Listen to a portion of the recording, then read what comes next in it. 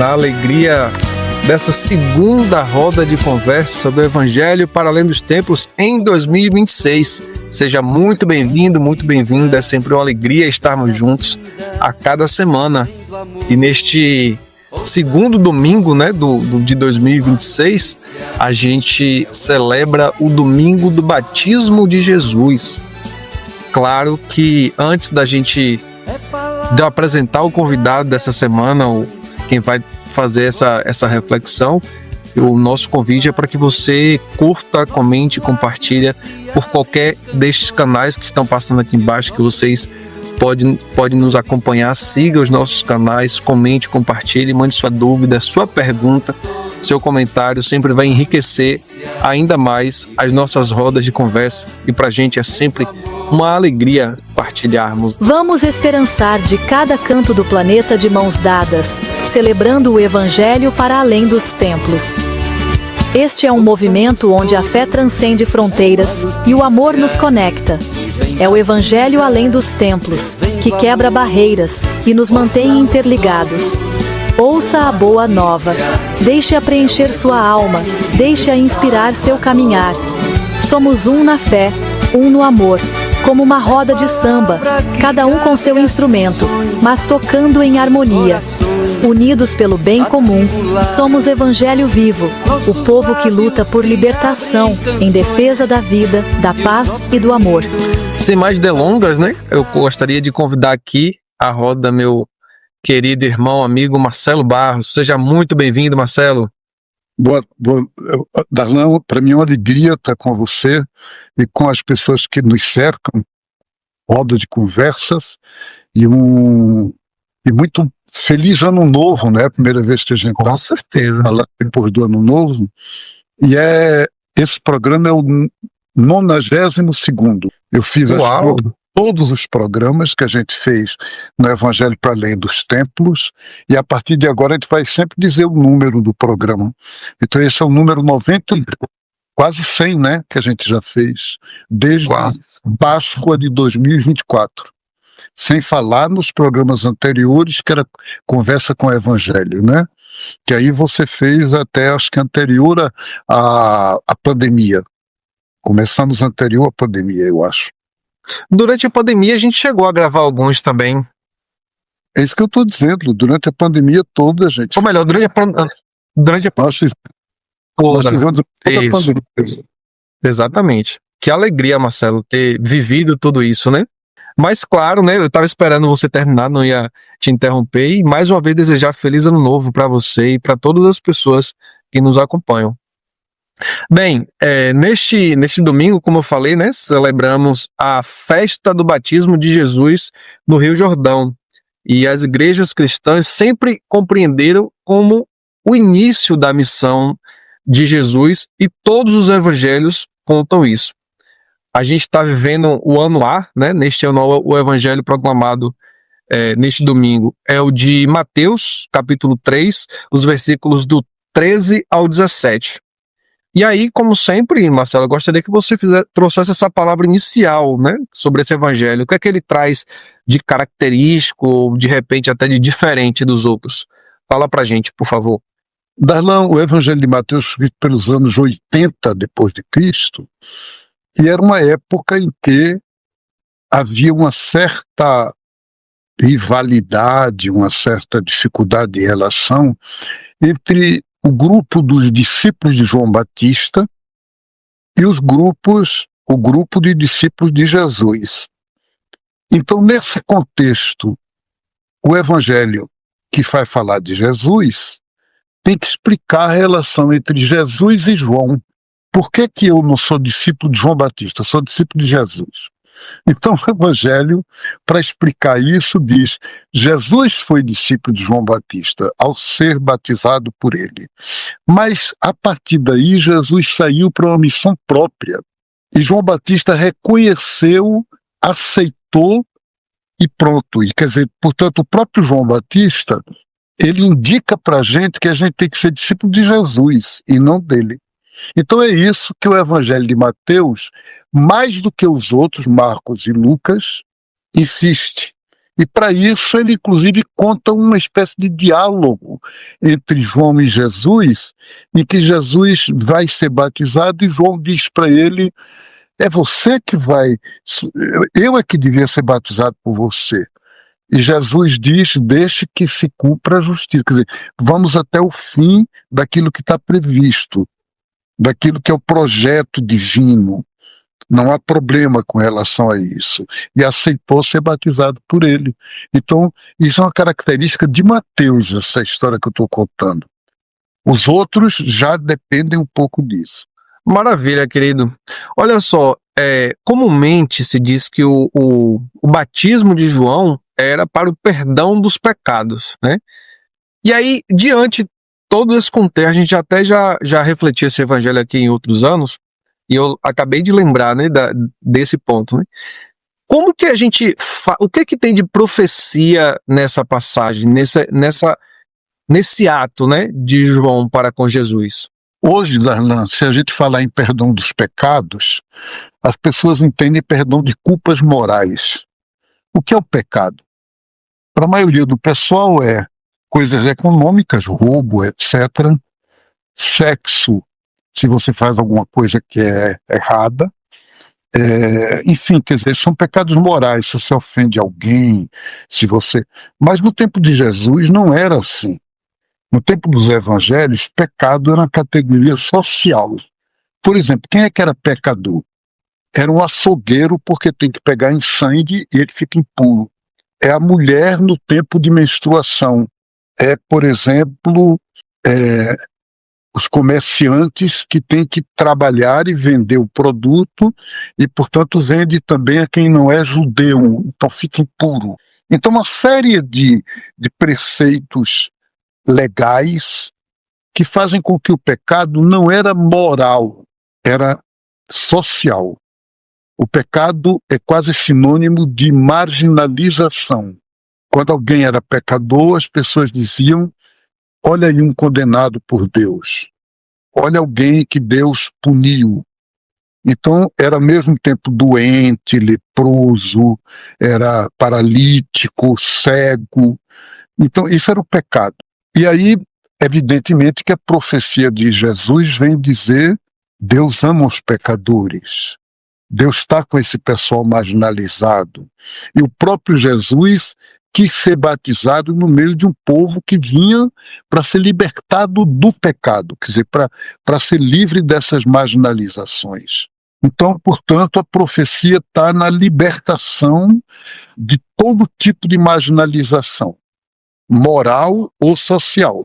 Hoje em dia, por exemplo, alguém que numa igreja diz: fulano não pode ser dizimista porque é divorciado, ou alguém que é homoafetivo não pode comungar. Então essas coisas assim são absolutamente contrárias ao Evangelho. Porque o Evangelho diz: Jesus veio, entrou no meio dos pecadores para libertar a gente. Nenhuma categoria social pode ser marginalizada. E isso hoje é tão debatido, é tão comum de se ver, né, Marcelo? É muito, Nando. Marcelo, nesse evangelho, né, fica muito evidente, se fala muito a questão do Rio Jordão, né?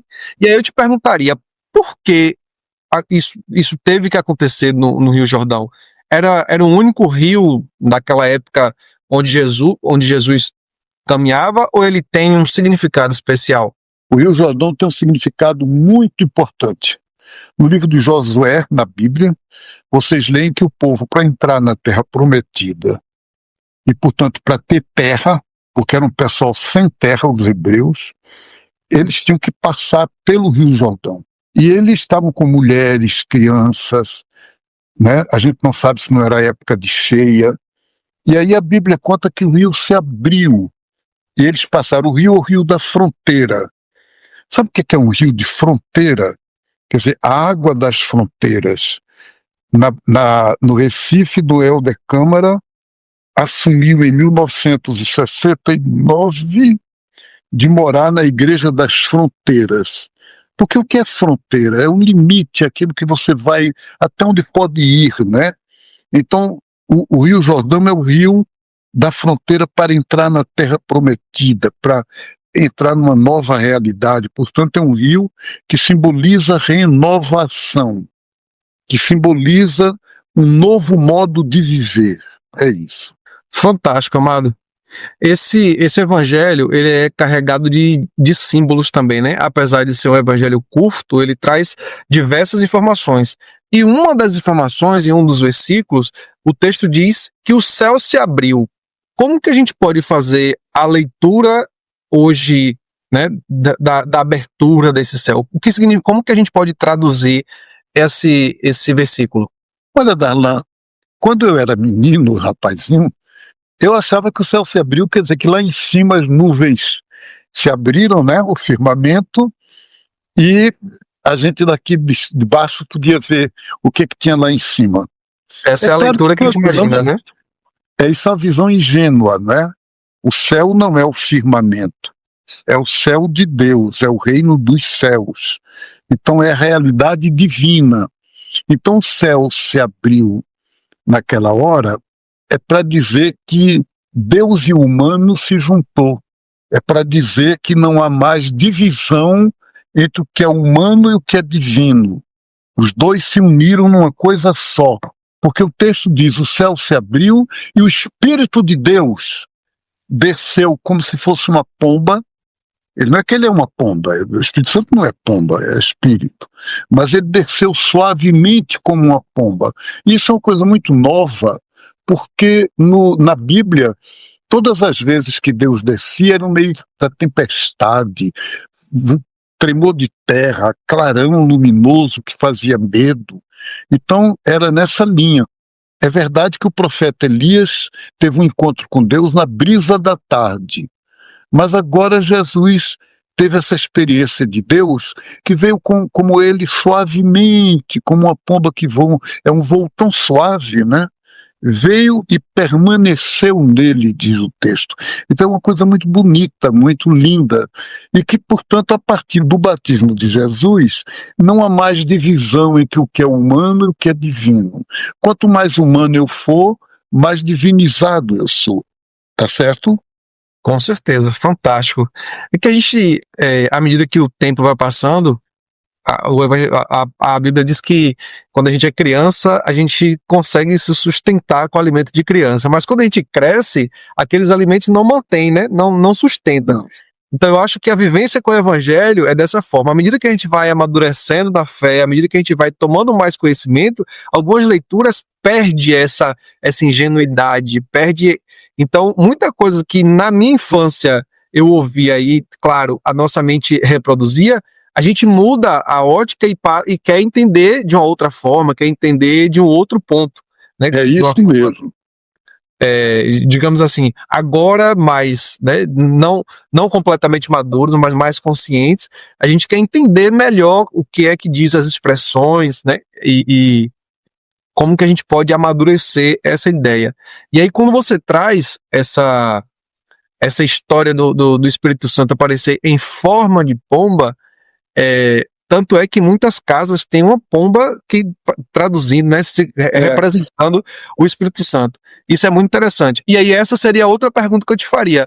Quando o Evangelho traz o Espírito Santo em forma de pomba, se teria algum significado especial, ou isso é também uma forma de explicar, de traduzir melhor essa chegada, essa presença do Espírito Santo? Eu penso que o evangelho mais primitivo que contou esse texto, que é Marcos, não diz em forma de pomba, diz como uma pomba, quer dizer, como se fosse, que é muito diferente de em forma, né? Em forma de, quer dizer que realmente uma pomba desceu.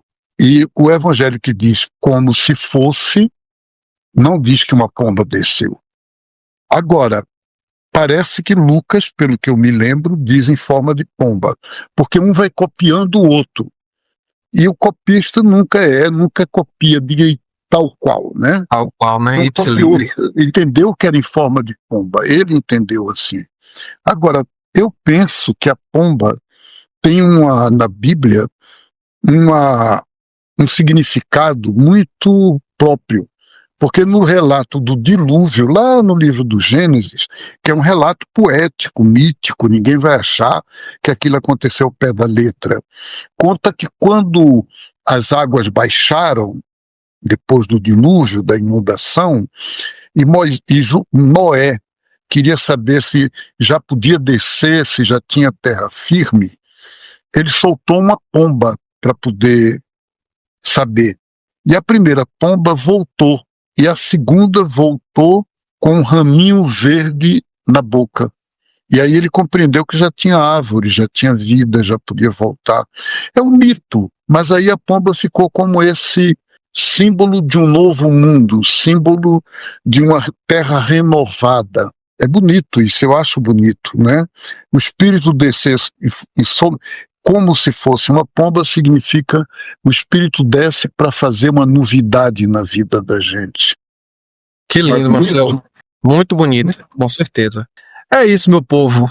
Hoje, essa celebração da memória do batismo de Jesus deve nos ajudar a renovar nosso compromisso de inserção. Nós também somos chamados a mergulhar em um novo estilo de vida. É assim que vamos poder sinalizar, né, que buscamos novas formas de união entre o céu e a terra, entre o projeto divino e a comunhão com a Mãe Terra. E o projeto divino pede que a gente procure unir novamente céu e terra, Deus, o ser humano e a criação, ou seja, toda a natureza. E para terminar a nossa roda de conversa de hoje, a gente fica com o cântico de Reginaldo Veloso. Convidamos todos a contemplar essa maravilha de cântico. Marcelo, muito obrigado a você que nos acompanha. Beijo no coração, nossa gratidão. Obrigado. Continuamos celebrando, né, esse ano novo. Pode falar, querido. Muito obrigado e até a próxima semana, com muita alegria. Maravilha. Beijo no coração. Tchau, tchau. João Batista clamou no deserto: preparai ao Senhor uma estrada. Eis que o reino de Deus está perto.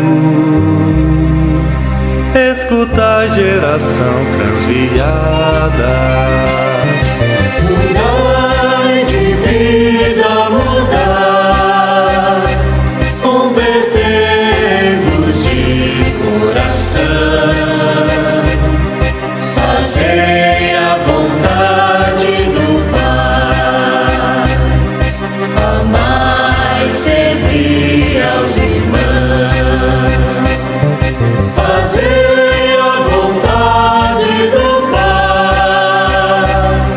lutai por um mundo de irmãos, fazei a vontade do Pai. O chão é de todos humanos. Jesus Cristo, o Filho de Deus, batizado por João no Jordão, inaugura o reino do Pai, com este santo e solene pregão. Mudai de vida, mudar, convertei-vos de coração, fazei a vontade do Pai, amai e servi aos irmãos, fazei a vontade do Pai, lutai por um mundo de irmãos, fazei